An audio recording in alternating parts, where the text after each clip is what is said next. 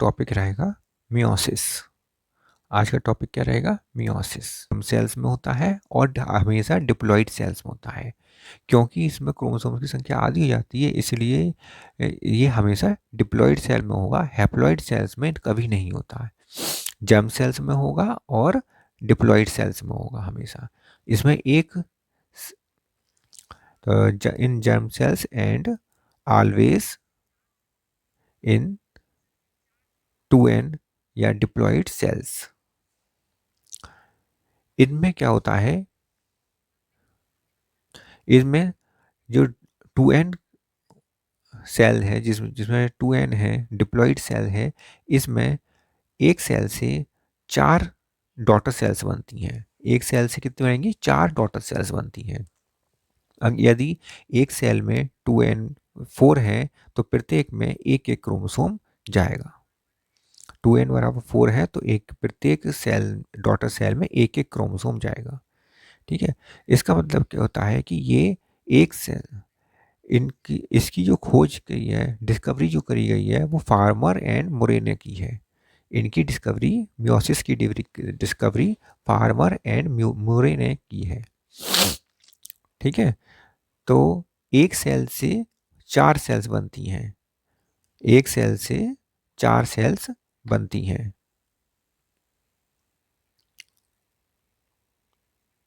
एक सेल से कितनी बनेगी? 4 सेल बनती हैं यहाँ पर। और क्रोमोसोम, क्रोमोसोम नंबर कितने हो जाते हैं? हाफ हो जाती हैं। एक सेल में 4 क्रोमोसोम है तो फिर 4 सेल्स में एक एक क्रोमोसोम होगा। तो क्रोमोसोम की संख्या कितनी हो जाएगी? 2n की जगह सिंगल n हो जाएगी, एक n हो जाती है। इसलिए क्रोमोसोम की संख्या हाफ हो जाती है। और हाफ क्रोमोसोम की संख्या हो जाती है, इस कारण हम क्या कहते हैं? So that is it is called as reductional division. ये रिडक्शनल डिवीजन कहलाता है। जो डिवीजन है, इस डिवीजन में 2 फेज होते हैं। एक आई फेज होता है और एक डिवीजन फेज होता है। एक होता है आई फेज और दूसरा होता है डिवीजन फेज। आई फेज तो वही है जिसमें सेल वृद्धि करती है, और इसमें 3 फेज होते हैं आई फेज में, जैसे कि पहले बता चुके हैं, G1 फेज, एस फेज और G2 फेज। इसके बाद डिवीजन फेज आता है। डिवीजन फेज में 2 फेज होते हैं, मियोसिस फर्स्ट और मियोसिस सेकंड। मियोसिस फर्स्ट और मियोसिस सेकंड, ये 2 फेज होते हैं इसमें। और मियोसिस फर्स्ट में 2 फेज होते हैं। एक बार न्यूक्लियस डिवाइड करेगा, फिर साइटोप्लाज्म डिवाइड करेगा। तो पहले हो जाता है न्यूक्लियस डिवाइड करता है, तो इसे होगा कैरियोकाइनेसिस फर्स्ट और कैरियोकाइनेसिस सेकंड, और मियोसिस सेकंड में कैरियोकाइनेसिस फर्स्ट और साइटोकाइनेसिस सेकंड। कैरियोकाइनेसिस फर्स्ट और कैरियोकाइनेसिस फर्स्ट, साइटोकाइनेसिस फर्स्ट तो मियोसिस फर्स्ट में हो जाता है, और मियोसिस सेकंड को कैरियोकाइनेसिस सेकंड और साइटोकाइनेसिस सेकंड में बांटा गया है। इसके बाद आता है म्योस कैरियोकाइनेसिस फर्स्ट में जो फेज होते हैं, prophase first, metaphase first, anaphase first और टीलोफेज फर्स्ट। ये सभी इसमें फेज 4 फेज आते हैं। Prophase first, metaphase first, metaphase, anaphase first, telophase first. और ऐसे ही मियोसिस सेकंड में, कैरियोकाइनेसिस में prophase second, metaphase second, anaphase second और टीलोफेज सेकंड, इस तरह से आता है। कैरियोकाइनेसिस में जो प्रोफेज फर्स्ट है, इसमें 5 फेज होते हैं, लेप्टोटीन, जाइगोटीन, लेप्टोटीन, जाइगोटीन, पैकिटीन, पैकिटीन, और पैकिटीन के बाद डाइकाइनेसिस, तो डिप्लोटीन, डिप्लोटीन के बाद डाइकाइनेसिस। ठीक है। लेप्टोटीन, जाइगोटीन, पैकिटीन, डिप्लोटीन और diakinesis. LZP, DK, D DPDK, LZP, DPDK। L से लेप्टोटीन, Z से जाइगोटीन, P से पैकिटीन और DK से डाइकाइनेसिस। ठीक है। इसके बाद जब साइटोकाइनेसिस होगी, और साइटोकाइनेसिस के बाद जब दूसरी मियोसिस सेकंड स्टार्ट होगी, तो उससे पीछे कोई एक छोटा सा गैप होता है। इस गैप को, इन दोनों मियोसिस फर्स्ट और मियोसिस सेकंड के बीच के छोटे से गैप को क्या कहेंगे? ये बहुत छोटा सा गैप होता है इसमें, ये इंटरफेस नहीं होता है, ये बहुत छोटा सा वो फेस वो गैप होता है, इसको हम इंटरकाइनेसिस कहते हैं। क्या कहते हैं इसे? इंटरकाइनेसिस। तो दोनों मियोसिस फर्स्ट और मियोसिस सेकंड के बीच में एक छोटे से गैप को हम इंटरकाइनेसिस कहते हैं। ये इंटरफेस नहीं होता है, एक छोटा सा गैप होता है बस। मियोसिस फर्स्ट खत्म हो गई, छोटा सा गैप हुआ इंटरकाइनेसिस, उसके बाद फिर मियोसिस सेकंड स्टार्ट हो गई। ठीक है, जबकि इंटरफेस जो होता है उसमें G1 S और G2 तीन फेज होते हैं, और सेल ग्रोथ करती है, इस लायक बनती है कि वो डिवीजन फेज में जा सके। यहाँ पर गैप फेज, गैप जो होता है, छोटा सा गैप होता है, उसे इंटरकाइनेसिस कहते हैं।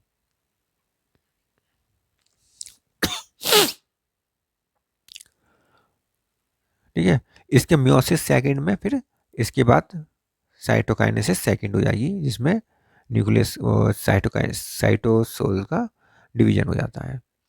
अब पहले देख लेते हैं मियोसिस फर्स्ट। मियोसिस फर्स्ट में जो सारे फेज हैं, पांचों चारों फेज हैं, उनको हम देख लेते हैं। तो मियोसिस फर्स्ट में हम सबसे पहले क्या देखेंगे?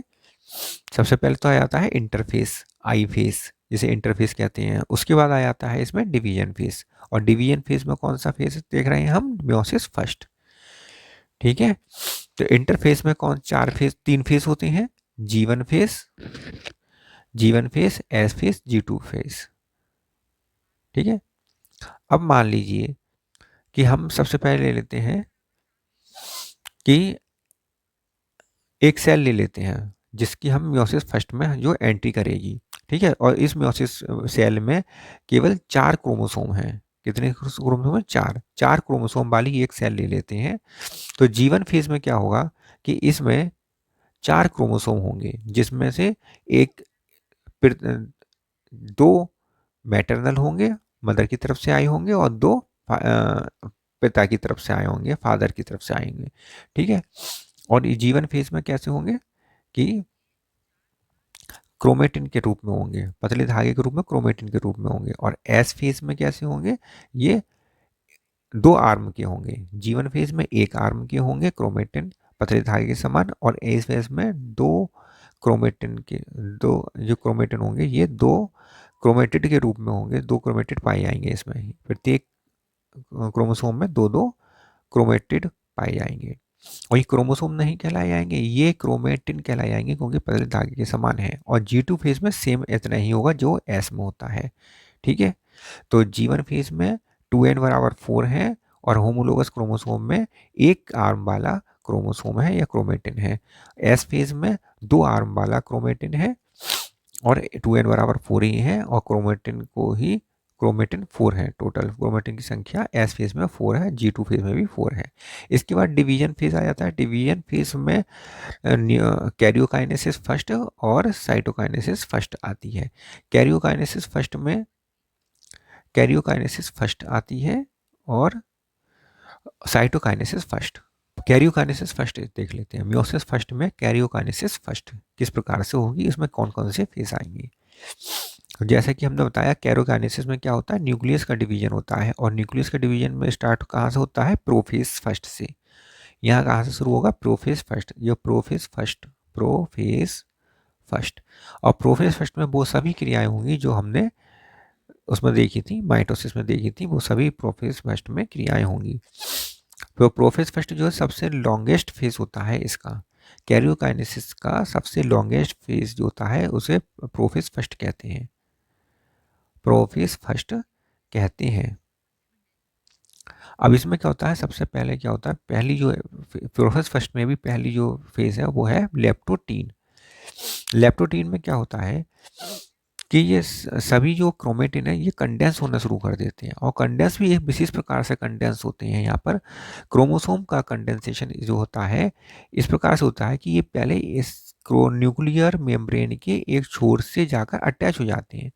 इन क्रोमेटिन का एक छोर, एक सिरा न्यूक्लियस के एक छोर से न्यूक्लियर मेम्ब्रेन से जाके अटैच हो जाते हैं। फिर इनका कंडेंसेशन स्टार्ट होता है।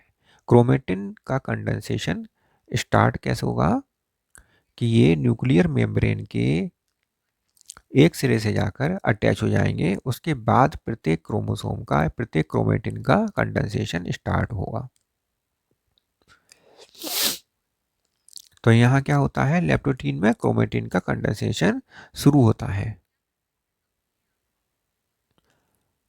अब मान लीजिए जैसे कि अब हम उदाहरण दें, जैसे कि ऐसा होता है कि जब कभी किसी को जैसे कपड़े सुखाने होते हैं तो कपड़ों को इकट्ठा कर लेते हैं और एक आदमी को पकड़ा देते हैं।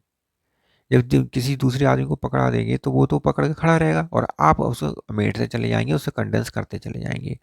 तो इसी तरह से होता है, ये क्या न्यूक्लियस है सेल के अंदर, ये न्यूक्लियस बना दी हमने और इसके एक सिरे से जाकर क्रोमेटिन अटैच हो जाते हैं और कंडेंसेशन स्टार्ट हो जाता है। अब सभी क्रोमेटिन एक ही जगह पर जाकर एकत्र हो जाते हैं, तो इसके कारण क्या है, एक बुके जैसा स्ट्रक्चर बन जाता है। जैसे फूलों का गुलदस्ता होता है, इस तरह का एक स्ट्रक्चर बन जाता है। इसीलिए हम इस स्टेज को क्या कहते हैं, बुके स्टेज कहते हैं। लेप्टोटीन स्टेज को हम बुके स्टेज भी कहते हैं, क्योंकि सभी क्रोमोसोम यहाँ पर आके एक स्थान पर जाकर अटैच हो जाते हैं और बुके जैसा स्ट्रक्चर बना लेते हैं। All chromatin attach to attach themselves all chromatin attach themselves from from a point from a point, एक पॉइंट से अटैच हो जाते हैं। फ्रॉम अ पॉइंट कि एक पॉइंट से, किसकी, न्यूक्लियर मेम्ब्रेन, न्यूक्लियर मेम्ब्रेन की एक पॉइंट से जाकर अपने आप को ये अटैच कर लेते हैं सभी क्रोमेटिन। तो सभी क्रोमेटिन का एक सिरा जो होता है वो न्यूक्लियर मेम्ब्रेन के एक पॉइंट से जाकर अटैच हो जाता है एंड स्टार्ट कंडेंसेशन, और फिर इस कंडेंसेशन का की शुरुआत हो जाती है। ठीक है, तो यहाँ पर हमने क्या देखा कि यहाँ बुके स्टेज बन रही है, एक बुके जैसी संरचना बन रही है, फूलों का गुलदस्ता जैसी संरचना बन रही है। इसी कारण इस स्टेज को, लेप्टोटीन स्टेज को बुके स्टेज कहते हैं। और लेप्टोटीन का दूसरा नाम क्या है, लेप्टोनीमा।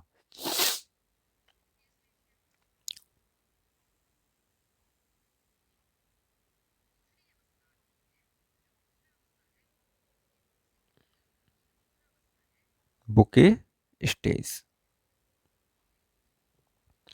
इसीलिए ये कहलाती है बुके स्टेज, क्योंकि बुके बन जाता है यहाँ पर। दूसरी अवस्था जो आती है उसे कहते हैं, अच्छा यहाँ पर लिख लीजिए लेप्टोटीन की का दूसरा नाम लिख लीजिए लेप्टोनीमा। पहले यहाँ लिख लीजिए लेप्टोनीमा।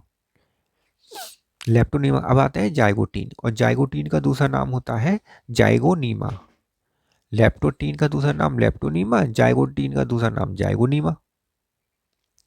पहले लिख लेते हैं इसे। सेकेंड स्टेज है जाइगोटीन, जाइगोटीन या जाइगोनीमा या जाइगोनीमा। ठीक है, अब इसका पहला पॉइंट लिखते हैं।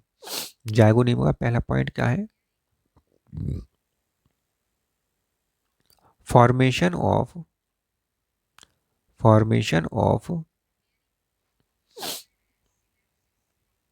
SNC, formation of SNC। SNC means synaptonemal complex. यहाँ पर साइनेप्टोनीमल कॉम्प्लेक्स की फॉर्मेशन होती है। साइनेप्टोनीमल कॉम्प्लेक्स क्या होता है, ये दो क्रोमोसोम को जोड़ने का काम करता है, आपस में एक दूसरे से जोड़ने का काम करता है, एक पेयरिंग बनाने का काम करता है।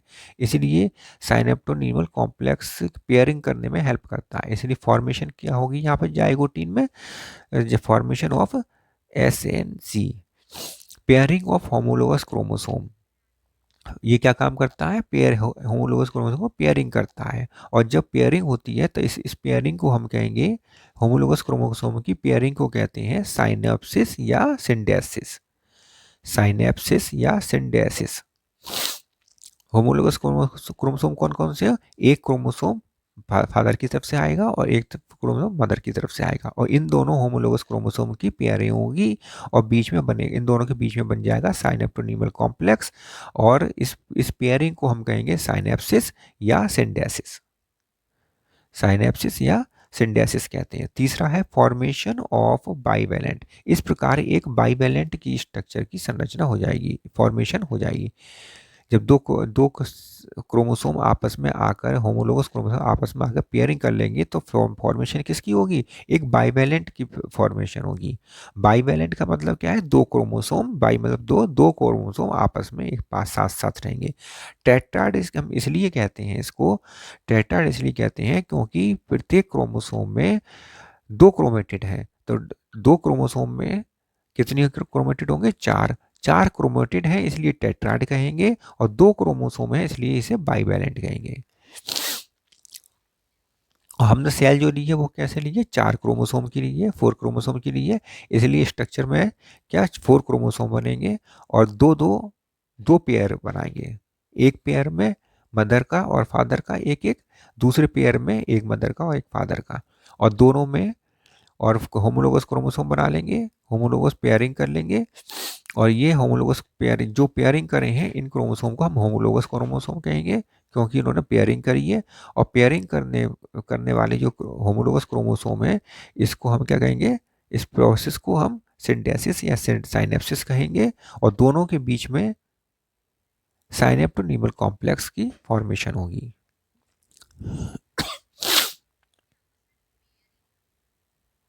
प्रोसेस होगी पेयरिंग में, यही दोनों आपस में करेंगे। इस एक क्रोमोसोम जो है उसमें दो क्रोमेटिड है, और ये दोनों क्रोमेटिड क्या कहलाते हैं? सिस्टर क्रोमेटिड कहलाते हैं। जबकि इन इस पेयरिंग में ये क्या है? इनके बीच में साइनेप्टोनीमल कॉम्प्लेक्स होता है, वो और बना देते हैं। दोनों होमोलोगस क्रोमोसोम के बीच में साइनेप्टोनीमल कॉम्प्लेक्स ही बना देते हैं हम, SNC बना देते हैं।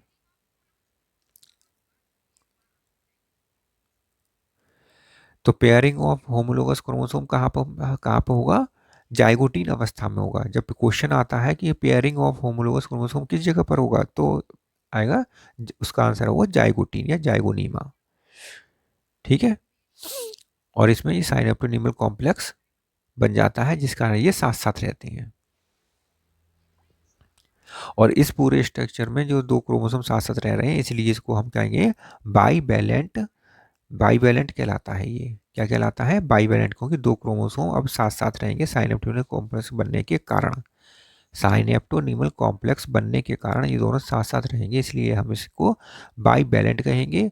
और चार टेट्राड हैं इस पेयरिंग में, पेयर में चार टेट्राड हैं, इसलिए फोर क्रोमेटिड होने के कारण टेट्राड कहेंगे इसे। ठीक है। इसमें एक प्रत्येक पेयर में क्या होगा? एक फादर्स की तरफ से क्रोमोसोम है और एक मदर का क्रोमोसोम है। एक फादर का है और एक मदर का है।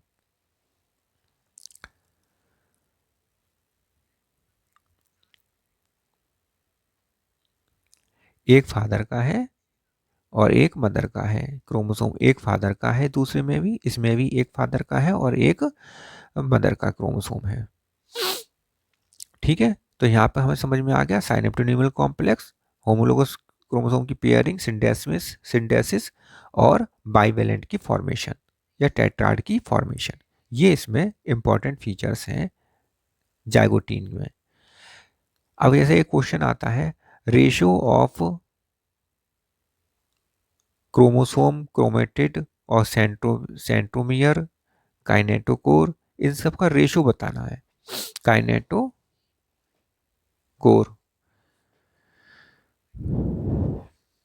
Chromosome, chromatid, centromere, chromosome, chromatid, centromere, kinetochore और टीलोमियर। अब इनका बाइवेलेंट में क्या रेशो होता है? रेशो इन बाइवेलेंट। तो किसी जो बाइवेलेंट है, होमोलोगस क्रोमोसोम की पेयरिंग करने से जो बाइवेलेंट बना है या टेट्राड बना है, इसमें क्रोमोसोम कितने हैं, क्रोमेटिड कितने हैं, सेंट्रोमियर कितने हैं, काइनेटोकोर कितने हैं और टीलोमियर कितने हैं बाइवेलेंट में? तो कितने कितने होंगे? बाइवेलेंट किससे बनता है? दो क्रोमोसोम से बनता है। तो क्रोमोसोम की संख्या कितनी होगी? टू होगी। क्रोमोसोम की संख्या कितनी होगी? टू क्रोमोसोम की संख्या होगी। क्रोमेटिड कितने होंगे? चार होंगे। सेंट्रोमियर कितने होंगे, एक क्रोमोसोम में एक, तो दो, दो क्रोमोसोम में दो, दो सेंट्रोमियर होंगे। काइनेटोकोर कितने होंगे, चार, चार काइनेटोकोर होंगे। और एक क्रोमोसोम में दो काइनेटोकोर होते हैं तो चार काइनेटोकोर होंगे। टीलोमियर कितने होंगे, टीलोमियर है and point of the chromatid, chromatid के एंड पॉइंट को कहते हैं। और एंड पॉइंट कितने होंगे, क्रोमेटिड कितने हैं, चार, तो एंड पॉइंट कितने होंगे, आठ। ठीक है, और इनका जो रेशो होगा वो एक दो, एक दो चार, इस तरह से होगा, एक दो, एक दो चार, इस तरीके से होगा।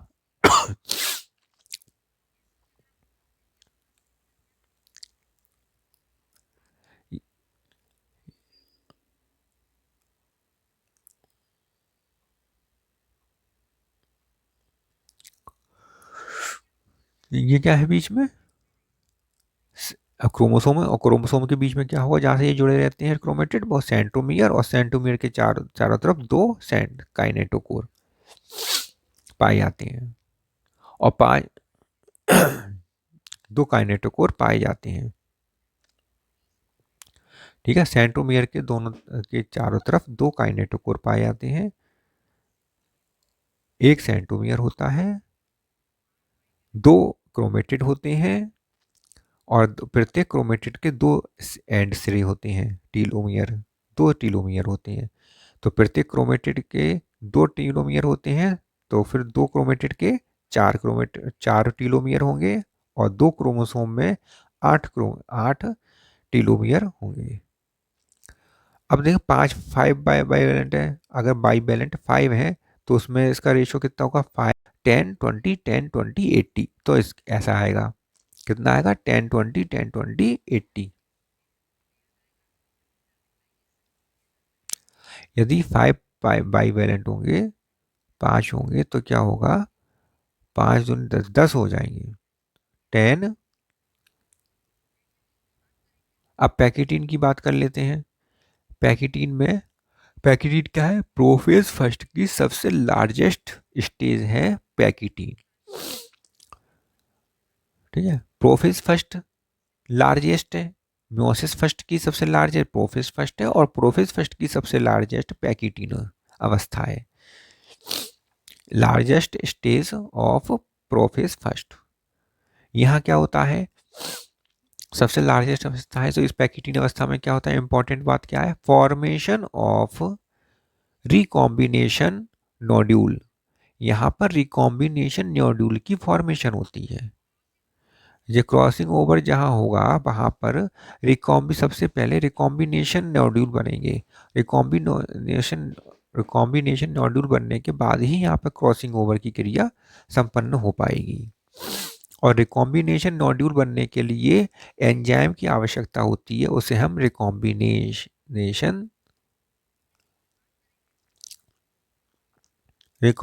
एंजाइम कहते हैं। ठीक है, जब रिकॉम्बिनेशन नोड्यूल बनेंगे तो रिकॉम्बिनेशन की क्रिया होगी, और रिकॉम्बिनेशन में क्या होता है, क्रॉसिंग ओवर होता है। और रिकॉम्बिनेशन किसके बीच होगा, या क्रॉसिंग क्रॉसिंग ओवर किसके बीच में होगा, नॉन सिस्टर क्रोमेटिड्स के बीच में होगा। ठीक है, तो यहाँ क्या होगा, रिकॉम्बिनेशन या क्रॉसिंग ओवर,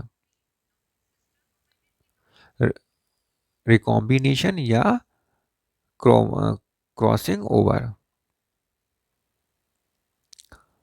और इसको हम क्या कहेंगे, ये किसके भी बिटवीन, किसके किसके बीच में होता है, non sister chromatid of homologous chromosome, non sister chromatids of homologous chromosome, homologous chromosome के नॉन सिस्टर क्रोमेटिड्स के बीच में होता है।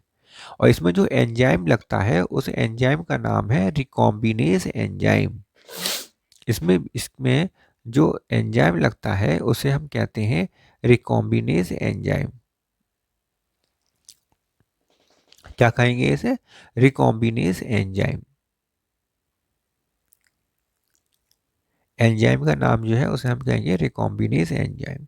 तो इसमें जो इंपॉर्टेंट बात क्या क्या हो गई, कि formation of recombination nodule, recombination या और crossing over non sister chromatids के बीच में होगा, और रिकॉम्बिनेस एंजाइम इसमें रोल प्ले करेगा। अब ये अभी क्रोमोसोम बना लेते हैं।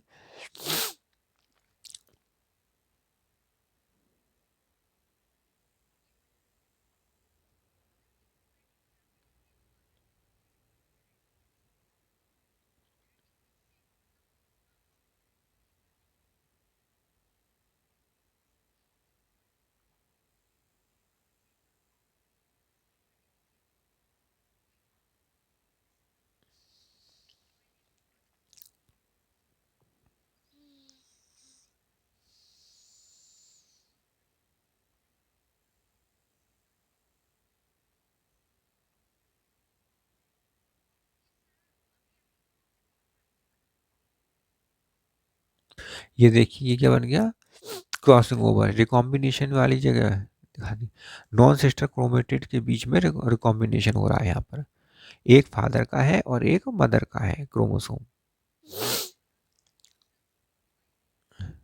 एक फादर का है और एक मदर का क्रोमोसोम है।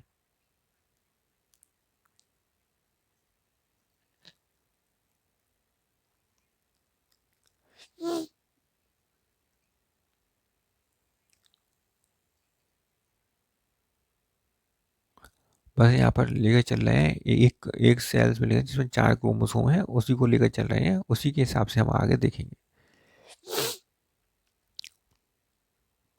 पैकिटीन का दूसरा नाम क्या है? पैकिनीमा।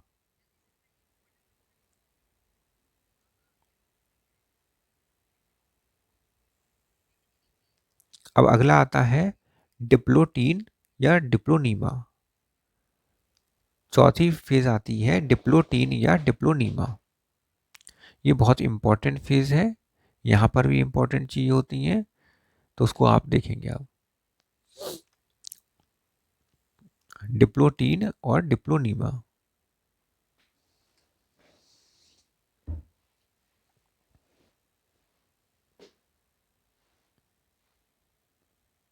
डिप्लो अब यहाँ क्या होगा, डिसोल्यूशन ऑफ साइनोप्टोनीमल कॉम्प्लेक्स।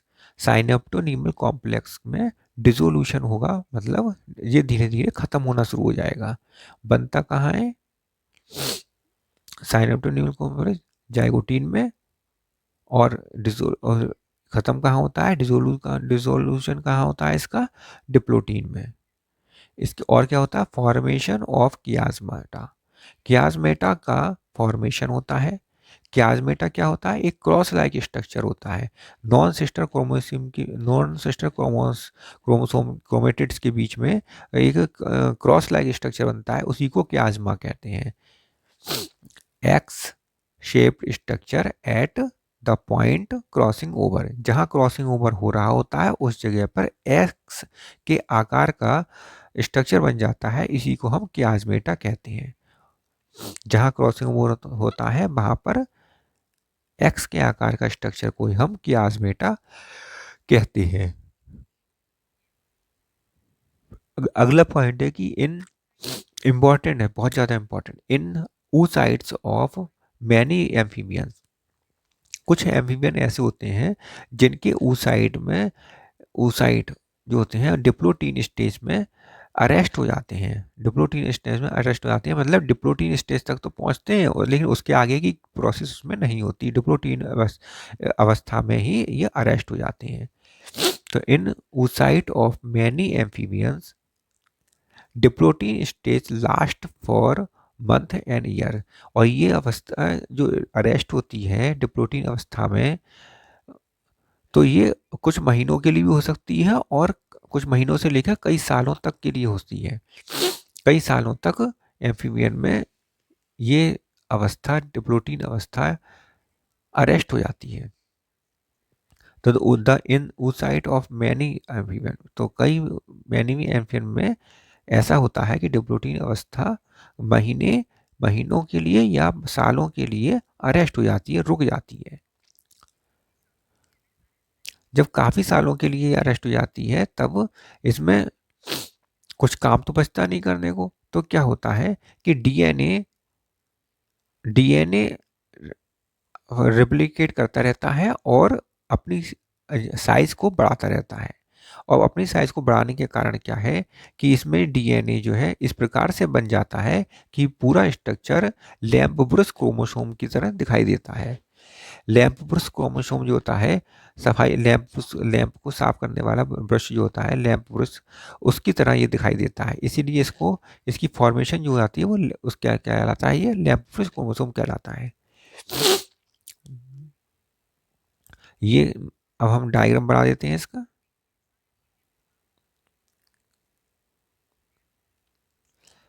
ये क्रोमोसोम है, जैसे कि ये एक क्रोमोसोम है और ये डिप्लोटीन इस अवस्था में अरेस्ट हो चुका है और यहाँ पर जो डीएनए है वो रेप्लिकेशन करके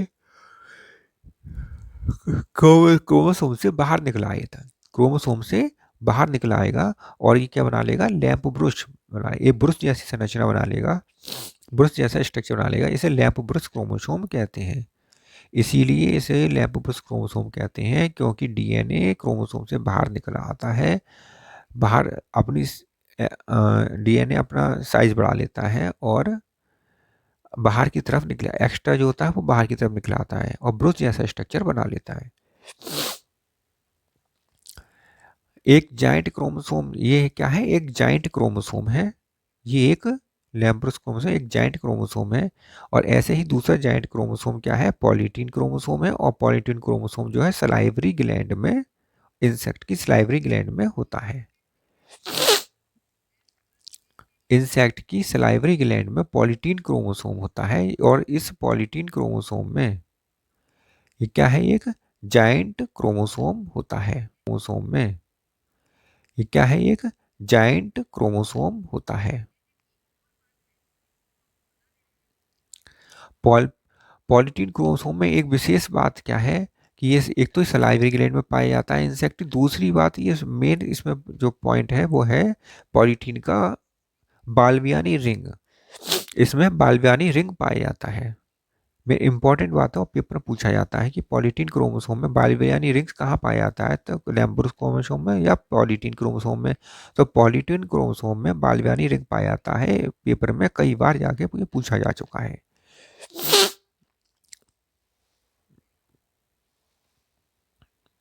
ठीक है, बाल्बियानी रिंग इंपॉर्टेंट है, बाल्बियानी रिंग इंपॉर्टेंट है बहुत अधिक, इसमें इसे इंपॉर्टेंट लिख लें, आप नोट कर लें।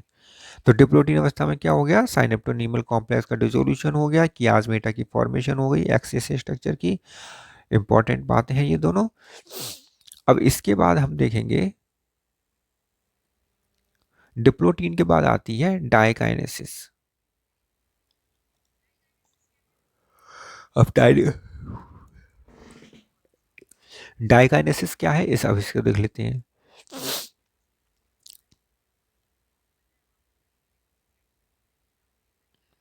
डाइकाइनेसिस क्या है इसको देख लेते हैं अब।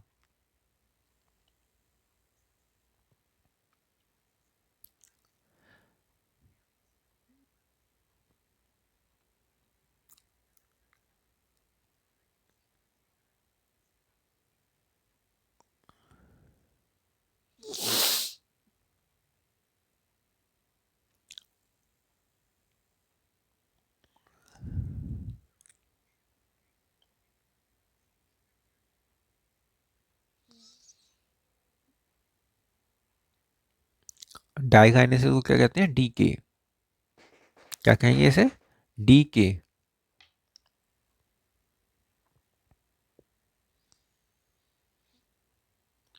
डाइकाइनेसिस में क्या होता है,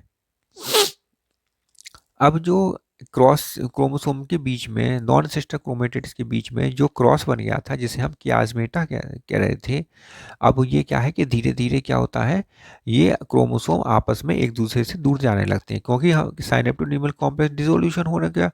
और साइनेप्टोनीमल कॉम्प्लेक्स के डिसोल्यूशन होने से ये क्रोमोसोम आपस में धीरे धीरे दूर जाने लगते हैं और दूर जाने से क्या होता है कि इनमें जो जो क्रॉस बना था नॉन सिस्टर क्रोमेटिड के बीच में जो क्याजमेटा बना था, ये क्याजमेटा टर्मिनलाइजेशन होने लगता है इसका, मतलब ये सिरे की तरफ, किनारे की तरफ जाने लगता है, टर्मिनल पार्ट की तरफ, पोर्शन की तरफ जाने लगता है। जैसे जैसे क्रोमोसोम दूर हटते हैं, जैसे कि ये मान लीजिए ये क्रोमोसोम है और क्रोमोसोम दूर हटेंगे, जब ये दूर हटेंगे तो ये धीरे धीरे क्या होगा, क्याजमेटा ऊपर की तरफ जा रहा है, इस तरह से ये एक्स क्रो जो क्याजमेटा है वो टर्मिनलाइजेशन हो रहा है, इसी को हम टर्मिनलाइजेशन कहते हैं, क्याजमेटे का टर्मिनलाइजेशन। देखो इस डायग्राम बना देते हैं, ये सारे क्याजमेटा क्या करते हैं, टर्मिनलाइजेशन बाहर की तरफ जाने लगते हैं और ये टर्मिनल पोर्शन पर तक पहुंच जाते हैं। तो डाइकाइनेसिस में क्या होगा, डाइकाइनेसिस में क्याजमेटे का टर्मिनलाइजेशन होता है, टर्मिनलाइजेशन होता है, इसी को टर्मिनलाइजेशन कहते हैं। जब क्याजमेटा टर्मिनल पार्ट की तरफ, क्रोमेटिड के टर्मिनल पार्ट की तरफ जाने लगता है तो इसे टर्मिनलाइजेशन कहते हैं। और लेकिन ये पूरी तरह से हटते नहीं है, ये दोनों क्रोमोसोम इस टर्मिनल वाले पॉइंट पर जुड़े रहते हैं, टर्मिनल वाले पॉइंट पर जुड़े रहेंगे, मतलब टर्मिनल क्याजमेटा टर्मिनल हो जाता है, और लेकिन दोनों क्रोमोसोम अलग नहीं होते, एक दूसरे से जुड़े रहते हैं। कहाँ पर, टर्मिनल पोजीशन पर जुड़े रहते हैं, फादर का और एक मदर का क्रोमोसोम, और ये दोनों के बीच में साइनेप्टोनीमल कॉम्प्लेक्स के डिसोल्यूशन होने के कारण यह धीरे धीरे दूर दूर जाएंगे, और दूर जाने से क्याजमेटा टर्मिनल की तरफ जाएगा, और क्याजमेटे का टर्मिनलाइजेशन हो जाएगा, और अंत जगह पर जो एंड पॉइंट है, एंड पॉइंट पर जाकर ये जुड़े रह जाएंगे। एक फादर का और मदर का दोनों का क्रोमोसोम के नॉन सिस्टर क्रोमेटिड्स जुड़े रहेंगे। और डायगाइनेसिस क्या है, एक लास्ट स्टेज होती है, प्रोफेज फर्स्ट की लास्ट स्टेज होती है।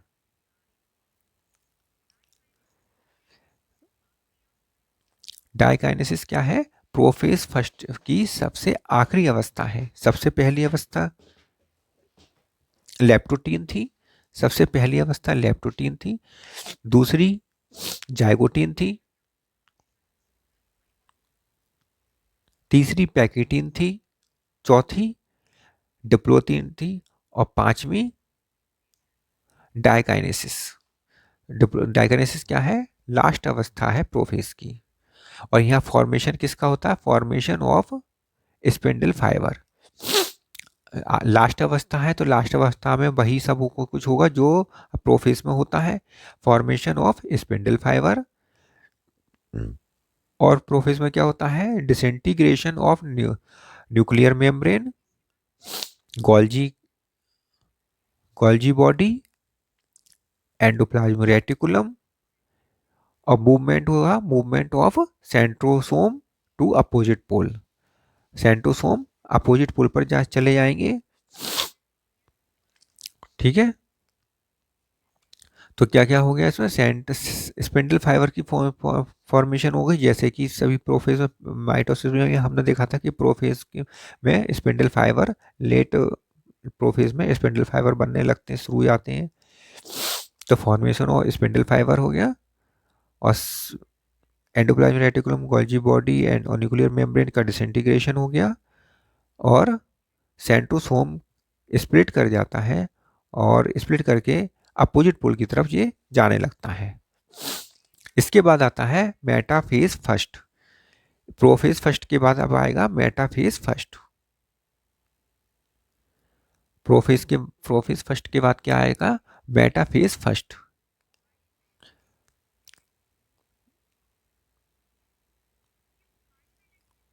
अब मेटाफेज में क्या होता है कि हमने देखा था मेटाफेज में कि जो सारे क्रोमोसोम है एक सेंटर में आकर अलाइन कर जाते हैं। तो यहाँ पर भी मेटाफेज फर्स्ट में क्या होगा कि बाईवेलेंट, यहाँ पर बाईवेलेंट है तो बाईवेलेंट क्या काम करेंगे, ये बाईवेलेंट इक्वेटर पर आकर अलाइन कर जाएंगे, इक्वेटर पर आकर एकत्र हो जाएंगे। ठीक है, तो bivalent comes at equator, equator पर आ जाएंगे। अब डायग्राम में हम क्या करेंगे कि इक्वेटर पर बाईवेलेंट को बना देंगे। एक फादर का होगा, एक मदर का होगा।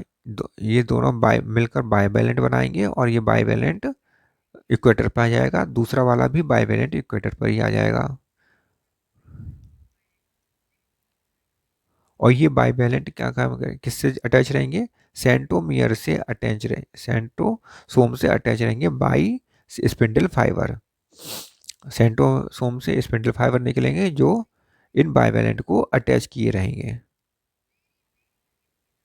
ये वेरी वेरी इंपॉर्टेंट बात है कि बाइवेलेंट इक्वेटर पर आते हैं और ये बाइवेलेंट स्पिंडल फाइबर के इस माध्यम से, इसके स्पिंडल फाइबर से जुड़े रहते हैं। ये हो गया सेंट्रोसोम, और सेंट्रोसोम से ये स्पिंडल फाइबर से बाइवेलेंट की जो क्रोमोसोम है ये जुड़े हैं। रेड कलर के क्या बनाए हैं, एक रेड कलर के हैं, एक येलो कलर के, मतलब रेड कलर के मान लीजिए फादर के हैं तो मदर के येलो कलर के हैं। ठीक है, अब अगली जो स्टेज आती है वो एनाफेज फर्स्ट आती है। तो मेटाफेज के बाद एनाफेज फर्स्ट में क्या होगा, वही सब कुछ होगा, segregation of the homologous chromosome, segregation of homologous chromosome, homologous chromosome. तो होमोलोगस क्रोमोसोम का सेग्रीगेशन होगा। सेग्रीगेशन में क्या, जो बाइवेलेंट है इसमें जो होमोलोगस क्रोमोसोम है ये दोनों एक दूसरे से अलग हो जाएंगे। एनाफेज फर्स्ट और एनाफेज सेकंड में क्या होता है, एनाफेज सेकंड में सेंट्रोमियर स्प्लिट होता है, जिसके कारण क्या है कि क्रोमेटिड्स आपस में एक सिस्टर क्रोमेटिड्स आपस में एक दूसरे से सेग्रीगेट करते हैं। तो एनाफेज फर्स्ट में होमोलोगस क्रोमोसोम सेग्रीगेट करते हैं और एनाफेज सेकंड में क्रोमेटिड्स सिस्टर क्रोमेटिड्स सेग्रीगेशन का सेग्रीगेशन होता है। और सिस्टर क्रोमेटिड्स का सेग्रीगेशन किस प्रकार क्यों होता है, क्योंकि वहां पर सेंट्रोमियर की स्प्लिटिंग होती है। इंपॉर्टेंट बात, सेंट्रोमियर की स्प्लिटिंग होती है, इस कारण सिस्टर क्रोमेटिड्स सेग्रीगेट कर जाते हैं एनाफेज सेकंड में। पेपर में ये बहुत ज्यादा पूछा जाता है।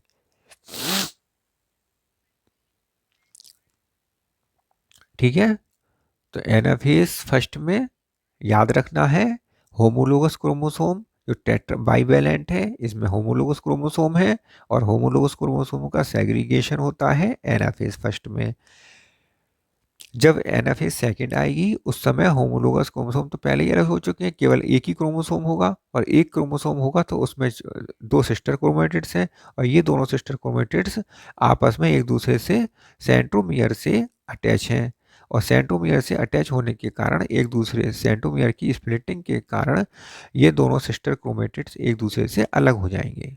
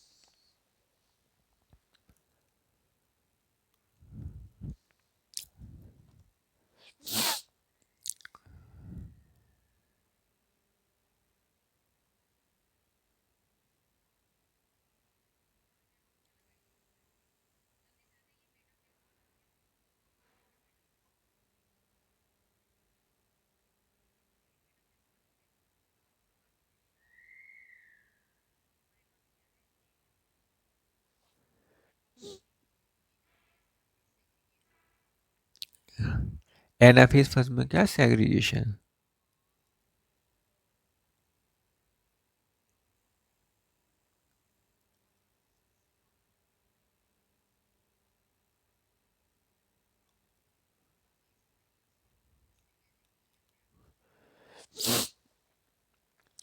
तो एनाफेज फर्स्ट में क्या सेग्रीगेशन ऑफ होमोलोगस क्रोमोसोम किस प्रकार के होंगे वो हम देखेंगे अब यहाँ पर डायग्राम द्वारा देखेंगे कि होमोलोगस क्रोमोसोम का सेग्रीगेशन किस प्रकार से होता है एनाफेज फर्स्ट में।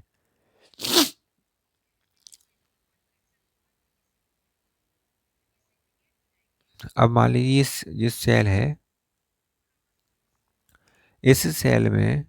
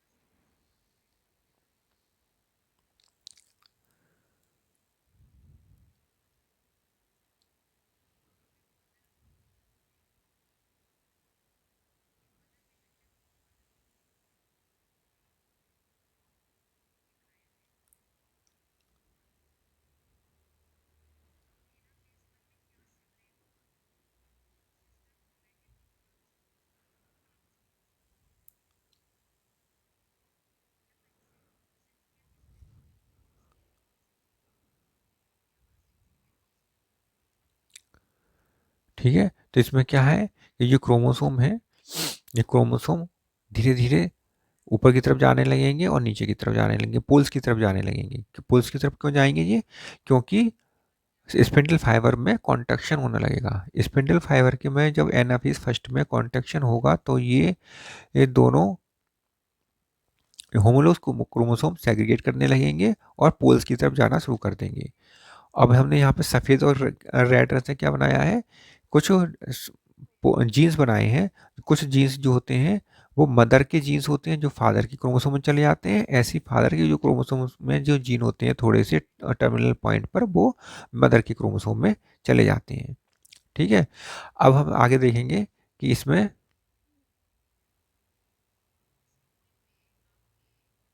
लेकिन इसमें याद रखना है कि एनाफेज फर्स्ट में स्प्लिटिंग नहीं होती है, क्रोमोसोम सेंट्रोमियर की स्प्लिटिंग नहीं होती है।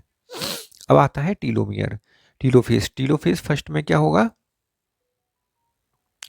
टीलोफेज में अपोजिट ऑफ द प्रोफेज, ये प्रोफेज का अपोजिट होता है। इसमें chromosome change in chromatin, chromosome किस में चेंज हो जाएंगे, पतले धागे के रूप में क्रोमेटिन में चेंज हो जाएंगे।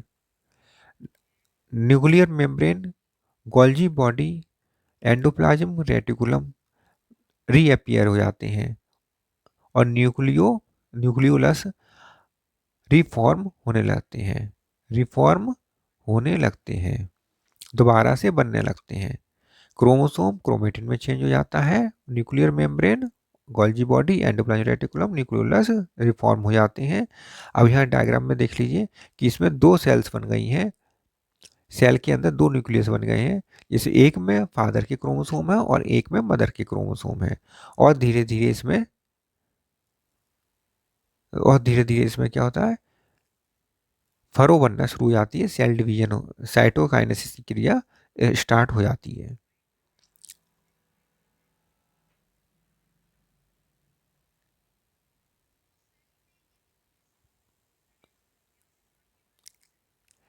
साइटोकाइनेसिस की क्रिया, साइटोकाइनेसिस फर्स्ट में क्या होगा कि सेल में फरो बनने लगेगी और सेल फरो मेथड द्वारा, एनिमल सेल में सेल फरो मेथड द्वारा इसका सेल का डिवीजन हो जाएगा और दो सेल बन जाएंगी। क्या बन जाएंगी, दो सेल बन जाएंगी। सेल फरो मेथड से सेंट्रीपिटल डिवीजन होगा, सेंट्रीपिटली इसका साइटोकाइनेसिस विधि, साइटोकाइनेसिस में सेंट्रीपिटली विधि द्वारा डिवीजन होगा और दो सेल बन जाएंगी और प्रत्येक सेल में आधे आधे क्रोमोसोम चले जाएंगे। तो साइटोकाइनेसिस की विधि द्वारा क्या होता है कि दोनों सेल्स में आधे आधे क्रोमोसोम हो जाते हैं, क्रोमोसोम की संख्या आधी रह जाती है, 2n बराबर 2, पहले कितनी थी 2n बराबर 4, अब क्या होगा प्रत्येक सेल में 2n बराबर 2 हो जाएगी। और इस प्रकार से दो सेल बन जाएंगी, इसको हम डायड कहते हैं, सेल्स का dyad, dyad of cell after meiosis first. Meiosis first के बाद क्या बनता है, सेल का डायड बनता है। ठीक है, ये याद रखना है कि म्योसिस फर्स्ट के बाद कितनी सेल बनती हैं, दो सेल बनती हैं, तो क्या कहलाएगा वो, डायड कहलाएगा, सेल का डायड कहलाता है। स्टार्टिंग में कितनी थी, 2n बराबर 4 था, और अब कितनी है, 2n बराबर 2 है। ठीक है, तो डायड बन जाएगा यह। म्योसिस फर्स्ट के बाद, म्योसिस फर्स्ट के बाद सेल का डायड बन जाता है। 2n बराबर 4 से क्या बन जाएगा, 2n बराबर 2 बन जाता है, और ये क्या कहलाता है, डायड। ऐसी दो कोशिकाओं को हम कहेंगे ये डायड। और प्रत्येक कोशिका में आधे क्रोमोसोम की संख्या होगी, क्रोमोसोम की संख्या आधी रह जाएगी। तो म्योसिस फर्स्ट में क्रोमोसोम की संख्या आधी हो जाती है, लेकिन म्योसिस सेकंड में आधी नहीं होती है। म्योसिस सेकंड में जितने क्रोमोसोम होते हैं उतने ही रहेंगे, आधे हैं तो आधे ही रहेंगे, उससे और आधे नहीं होते। अब शुरू करते हैं म्योसिस सेकंड। अब आती है म्योसिस सेकंड।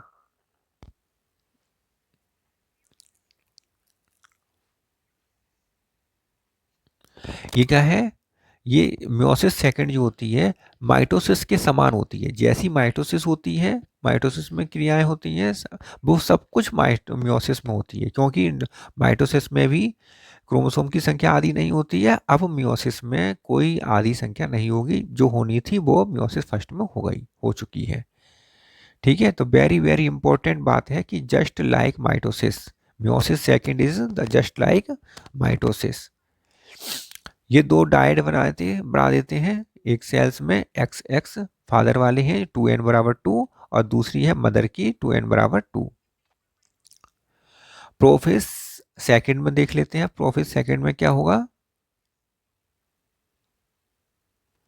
प्रोफेस सेकंड में क्या होगा कि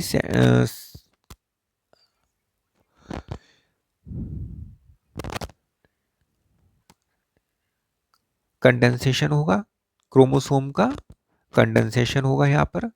ये थोड़ा सा कंडेंसेशन हो जाता है प्रोफेस सेकंड में, और सेंट्रोसोम अपोजिट पोल पे जाने लगते हैं।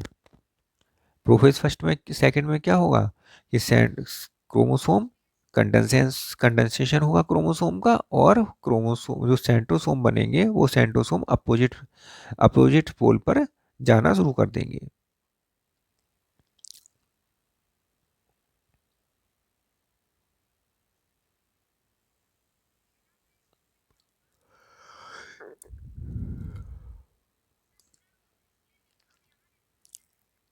इसके बाद आता है मेटाफेज सेकंड।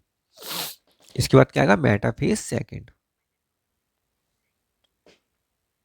मेटाफेज सेकंड में क्या होगा कि इक्वेटर पर आ जाते हैं क्रोमोसोम, इक्वेटर पर आ जाते हैं।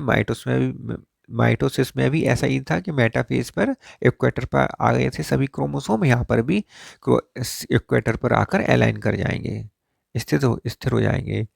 ठीक है, क्रॉसिंग ओवर स्पिंडल फाइबर की फॉर्मेशन प्रोफेज फर्स्ट में हो चुकी थी, और यही स्पिंडल फाइबर इनके सेंट्रोमियर से, क्रोमोसोम के सेंट्रोमियर से अटैच हो जाएंगे और इनको इक्वेटर पर अरेंज कर देंगे। इक्वेटोरियल प्लेट बन जाएगी, यहाँ पर भी इक्वेटोरियल प्लेट बनेगी, और माइटोसिस में भी इक्वेटोरियल प्लेट बनी थी। इसके बाद मियोसिस, वो एनाफेज सेकंड। एनाफेज सेकंड में क्या होगा कि इसमें स्पिंडल फाइबर में कंडेंसेशन होगा, और इस स्पिंडल फाइबर जब स्पिंडल फाइबर में कॉन्ट्रैक्शन होगा, और कॉन्ट्रैक्शन होने की वजह से ये दोनों splitting of the centromere, centromere की स्प्लिटिंग होगी, और सेंट्रोमियर की स्प्लिटिंग होने से क्रोमेटिड्स, जो सिस्टर क्रोमेटिड्स हैं, वो आपस में एक दूसरे से दूर दूर जाना शुरू कर देंगे। तो एनाफेज में स्प्लिटिंग ऑफ सेंट्रोमियर होता है। इसके बाद आता है टीलोफेज सेकंड। टीलोफेज सेकंड में क्या होगा कि न्यूक्लियर जो क्रोमेटिड्स हैं, इन्हें हम अब क्रोमोसोम कहेंगे, और ये अपोजिट पोल पे पहुंच चुके हैं। और यहाँ पर न्यूक्लियर मेम्ब्रेन बनने लगेगी। टीलोफेज में यही होता है, न्यूक्लियर मेम्ब्रेन बनता है, गोल्गी बॉडी बनती है, एंडोप्लाज्मिक रेटिकुलम बनना शुरू हो जाता है, न्यूक्लियस बनना शुरू हो जाता है। तो टीलोफेज में क्या होगा कि ये टीलोफेज में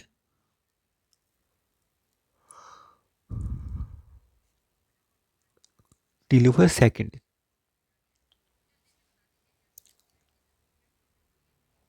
टेलोफेज सेकंड में क्या होगा कि जो पूरी सेल है, सेल के अंदर क्रोमोस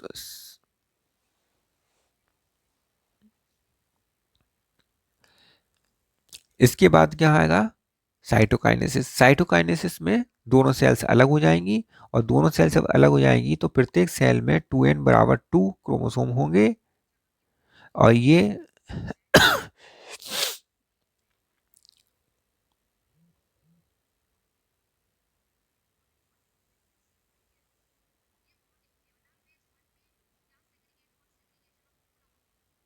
तो एनाफेज, एना एनाफेज वन में क्या सेग्रीगेशन हुआ था, एनाफेज वन में सेग्रीगेशन किसका हुआ था,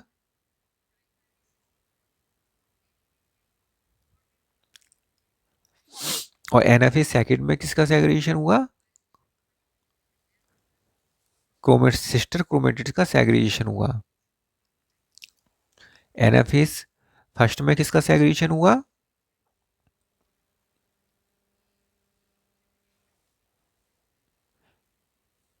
बाईवैलेंट का सेग्रीगेशन हुआ था, टेट्राड का सेग्रीगेशन हुआ था। ठीक है। अब जो पहले बनी दो कोशिकाएं, दो सेल्स बनी, इन दो प्रत्येक से दो सेल बनेंगी, एक सेल से दो सेल बनेंगी, तो फिर हम जब मियोसिस फर्स्ट हुआ था तो मियोसिस फर्स्ट के बाद डायड बना था, दो सेल्स बनी थी, और प्रत्येक सेल से दो सेल्स, मियोसिस सेकंड में दो सेल बनी, तो एक सेल से दो सेल बनी है, तो डायड की दूसरी सेल से भी दो सेल बनेंगी, टोटल चार सेल बनेंगी, तो टेट्राड बनेगी, tetrad of cells after meiosis second, तो मियोसिस सेकंड के बाद टेट्राड बनेगा, चार सेल्स बनेंगी, और प्रत्येक सेल में क्रोमोसोम की संख्या आधी ही रहेगी। मियोसिस सेकंड के बाद क्रोमोसोम की संख्या आधी हुई थी, और अब भी उतनी ही रहेगी, मियोसिस सेकंड के बाद भी आधी ही रहेगी, 2n बराबर 4 और 2n बराबर 2।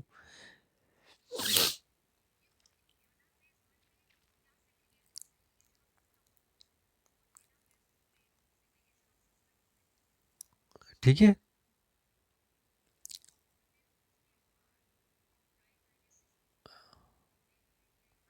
तो ये सब चीज़ हमें याद करनी है, बहुत इंपॉर्टेंट चीज़ें हैं, इंपॉर्टेंट इंपॉर्टेंट बातें हमने सबको लिखवा दी हैं, यही सब पेपर में पूछी जाती हैं। ठीक है।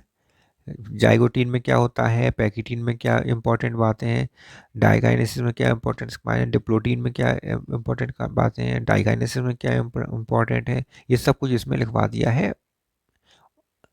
इसके बाद मेटाफेज में क्या होता है, एनाफेज में क्या क्या होता है, एनाफेज फर्स्ट में क्या होता है, एनाफेज सेकंड में क्या होता है, ये सारी बातें इसमें हमें इंपॉर्टेंट बातें हैं जो हमें इसमें याद करनी है, और यही सब पेपर में आएंगी। ठीक है।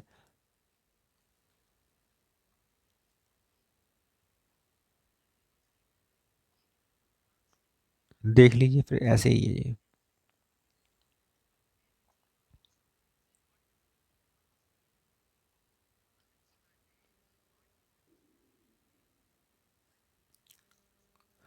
अब देखते हैं जी नॉट।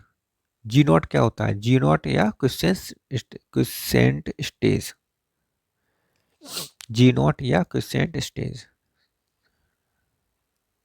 जी नॉट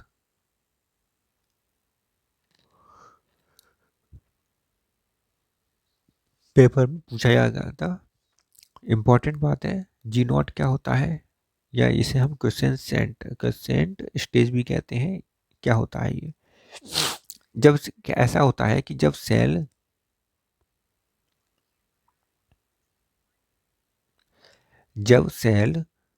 डिवीजन नहीं करना चाहती है, जब सेल में डिवीजन नहीं होता है, तब क्या होता है कि सेल जो है जीवन फेज को इग्नोर कर देती है, जीवन फेज को से एग्जिट कर जाती है, सेल साइकिल में जीवन फेज से एग्जिट कर जाती है, इसी को जी नॉट कहते हैं, जी नॉट फेज कहते हैं। जब सेल एग्जिट करती है जी वन फेज को, तब इसे हम कहते हैं कि सेल जी नॉट फेज में चली गई है। और जब ये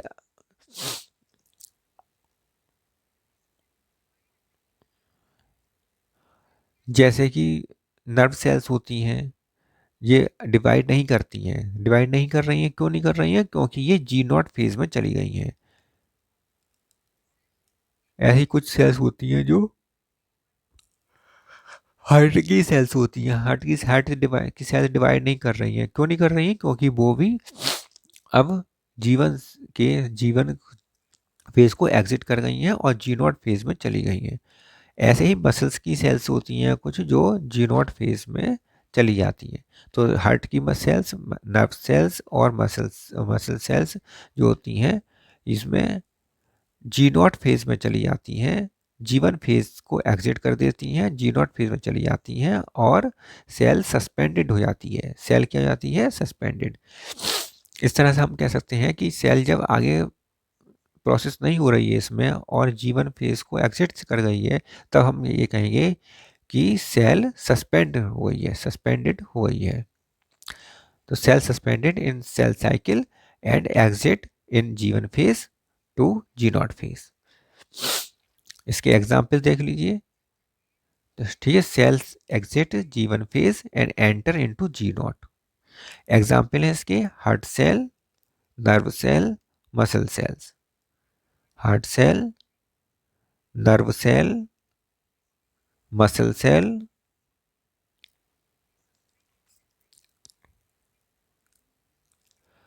सेल क्या होता है? एंटर तो नहीं करती है, डिवीजन तो नहीं करती है, लेकिन क्या है, सेल मेटाबॉलिकली एक्टिव होती है और जब कभी इसकी डिमांड होती है तब आगे डिवाइड भी कर सकती है। अगर इसकी डिमांड है तो ये आगे डिवाइड भी कर सकती है। तो मेटाबॉलिकली एक्टिव होती है। इस समय क्या होता है कि ये सेल मेटाबॉलिकली एक्टिव है। जी नॉट फेज में सेल मेटाबॉलिकली एक्टिव होती है और ऑन डिमांड, जब कभी डिमांड होगी तब ये दोबारा से डिवाइड करनी शुरू कर देगी। जी नॉट फेज में जब सेल पहुंच जाती है, हार्ट की सेल हो, नर्व की सेल हो, मसल्स की सेल हो, तब क्या कहलाते हैं कि ये सस्पेंडेड हो गई है, सस्पेंड कर दी गई है, सेल साइकिल में सस्पेंडेड हो गई है। तो cell suspend in cell cycle and exit G one phase to and to G not.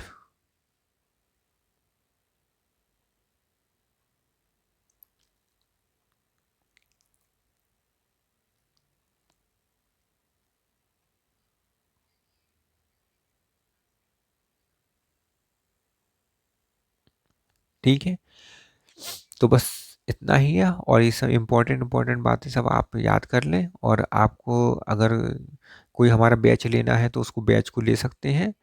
हमारे बैच चल रहे हैं, टेस्ट टेस्ट आप ले लीजिए। आप अगर प्रैक्टिस करना चाहते हैं, प्रैक्टिस को बूस्ट करना चाहते हैं, तो आप ऐसा करें कि टेस्ट सीरीज़ है, टेस्ट सीरीज़ को आप ले लीजिए और टेस्ट सीरीज़ में आप जैसे जो जो चैप्टर आप पढ़ते जाएं उसके टेस्ट आप लगाते जाएं।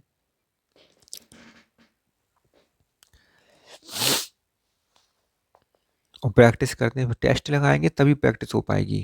केवल पढ़ने से, याद करने से कुछ नहीं होगा, इसमें टेस्ट भी लगाने पड़ेंगे और टेस्ट लगाने से ही प्रैक्टिस हो पाएगी आपकी।